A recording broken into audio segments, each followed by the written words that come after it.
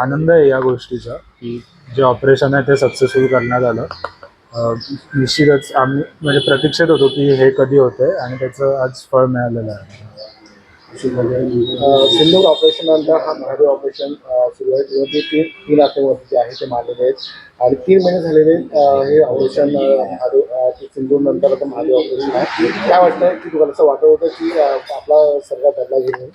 हो, वाटत होतं, पण ते एक गोष्ट माहीत होती की जे काय होईल त्याला वेळ लागेल, कारण हे एवढं सोपं नसतं आतंकवाद्यांना शोधणं, त्यांची ठिकाणं शोधणं, त्यांना मारणं, आणि त्यामुळे वेळ तर लागणार होता. पण निश्चितपणे समाधानी आहे. आणि योगायोगाने माझ्या वडिलांच्या वाढदिवसाच्याच दरम्यान ही घटना आली. कालच त्यांचा वाढदिवस होता, त्यामुळे हा पण एक अनोखा योगायोग आहे. त्यामुळे तिन्ही आर्मीला, नेव्हीला, एअरफोर्सला त्यांनी ज्या प्रकारे परिश्रम घेतले आत्ता या ऑपरेशनसाठी, त्या तिघांना पण मी धन्यवाद देईन आणि भारत सरकारला पण धन्यवाद देईन.